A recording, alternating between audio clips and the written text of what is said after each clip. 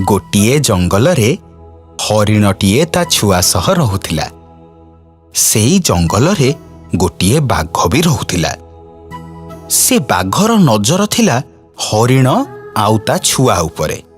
दिने बाघ हरिण आउ ता छुआ को देखी मने मने भाबिला, ओफो केते दिन आउ एमिति ए दुईटा को देखुथिबी। ए बुढ़ा बयस रे दौड़ी जाई झांप मारी शिकार करिबा तो असंभव। केबे गोटे सुजोग मिलिले प्रथमे ए छुआ हरिण को खाते आउ तापरे जाई ता बापा को। हेले से सुजोग मते केबे मिलिबो के जानी। एतिकी बेले छुआ हरिण ता बापा को कहिला, बापा बापा मते बहुत जोरी भोक हेलाणी, मु कौन खाइबी? अरे कौन आउ करिबा कह। ए जंगल रे तो कंचा घास नहीं, सबु पड़िया पड़ीची। ना ना से सब मु किछि भी जानिनी। मते जोरी भोक हेलाणी, तमे जोठु भी हेले मो पई खाइबा जोगाड़ कर। हौ ठीक अछि, तू आउ व्यस्त होना, मु जाई देखी आसे। निज पिला पाई खाद्यर अन्वेषण रे हरिण बाहरी गला। सबुआडे बुलिबा सत्वे ताको कंचा घास कोउठी भी मिलिलानी। शेषरे से मन दुखरे जाई गोटिए गछ तले बसी पड़िला। सेई गछ डालरे बसिथिला बणी चढ़ेई। बणी हरिण को देखि कहिला, अरे हरिण भाई एठी एमिति उदास ही बसिच काहेकि? कौन हेची तुमर? कौन हाउ कहिबिलो बणी, महा छेउंड पिलाटा मोर खाइबा पाई डहल विकल होउची। हेले मो बापा हेई किछि भी करि पारुनी। काई से कोन घास खाउनी की? अरे घास थिले सिना खाइबो, सबु आडे तो माटी फाटी आ करिछि, कंचा घास कोउठी अछि। हो सुन, तुमे व्यस्त हुअनी, मु गोटिए जगह विषय रे जानिछि जोठी तुम पिला पाई कंचा घास मिलिबो। बणी घास पाई उड़ी चलिला। किछि समय परे बणी कंचा घास आनी हरिण को देला आउ कहिला, हरिण भाई देख तुम पिला पाई केमितिका कळ छनछनिया घास आनीची, नियो ताको खाइबा को दबो। तोर हे ऋण मु केबे भी सुझी पारिबिनी लो बणी। तमे आओ एते कथा कुहनी, सेपटे पिलाटा तुमको अपेक्षा करिथिबो, तमे एबे जाओ। हरिण घास नहीं फेरी आसिला। आउ तापरे से देखिला था छुआ सेठी नाही। ठीक सेतिकी बेले से बुढ़ा बाघ हरिण आगरे आसी छिड़ा हेई गला आउ कहिला,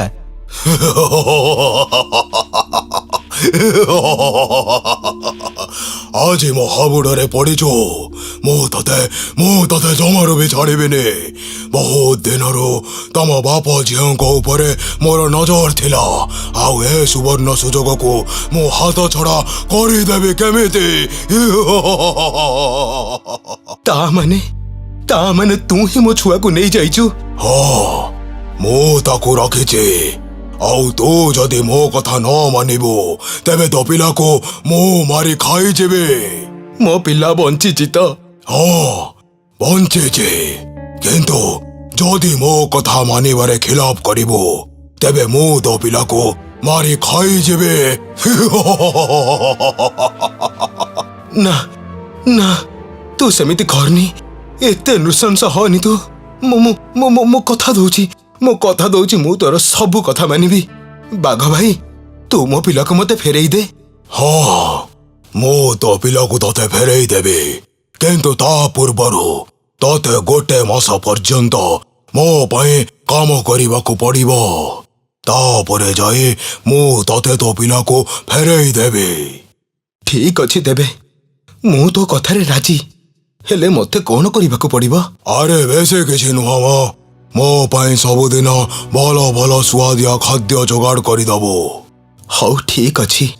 हरिण कौन कला ना बाघ पाखकू ठेकुआ गाई मूषा आदि प्राणी मानंकु नहीं पहुंचिला। एमिते मासे पूरी गला। हरिण बाघ को दिने कहिला, बाघ भाई कथा मुताबक आज मासटे पूरी गला, तू मो पिला को एबे मते फेरई दे। ना ना सेमिति हेई पारिबने, ମୋ ପାଇଁ ଆହୁରି ଗୋଟିଏ ମାସ ଖାଦ୍ୟ ଯୋଗାଡ଼ କରି ଆଣିବାକୁ ହବ। ହେଲେ ତୁ ତ ମତେ କହିଥିଲୁ ବେଶୀ କଥା କବିଲେ ମୁଁ ଏଇ କ୍ଷଣି ତ ପିଲାକୁ ଖାଇଦେବି।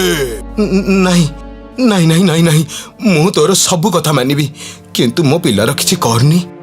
ଏମିତି ମାସ ପରେ ମାସ ଗଡ଼ି ଚାଲିଲା। ବାଘ ହରିଣକୁ ଭୟ ଦେଖେଇ ଚୁପ୍ କରେଇ ଦଉଥିଲା। ଦିନେ ହରିଣ ଗୋଟେ ଗଛ ତଳେ ଭାରି ମନ ଦୁଃଖରେ ବସିଥାଏ। ସେଇ ଗଛ ଉପରେ ବଣି ରହୁଥିଲା।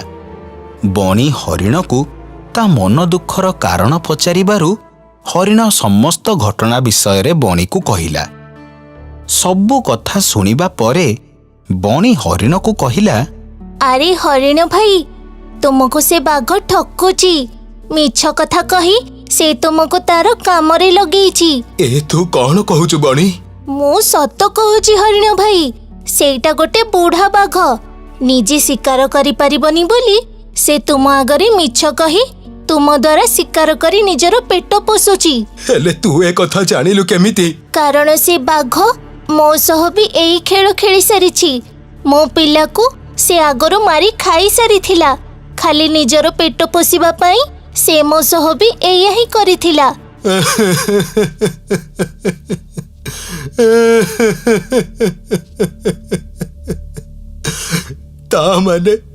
ତା ମାନେ ମୋ ଛୁଆକୁ ସେ ମାରି ଖାଇ ସାରିଛି।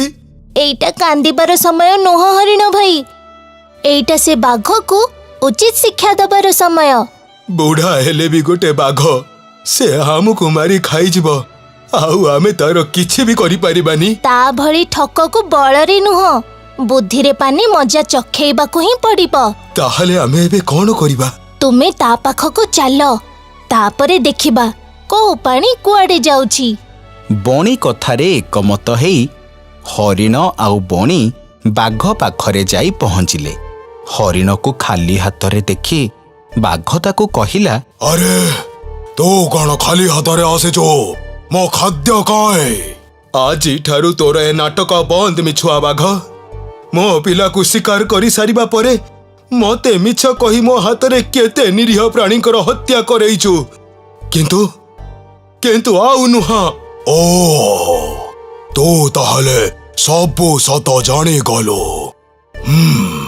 ଭଲ ହେଲା, ତୋ ଛୁଆକୁ ଖାଇବାର ବହୁତ ଦିନ ହେଇଗଲାଣି, ଆଉ ଆଜି ମୁଁ ତତେ ଖାଇବି।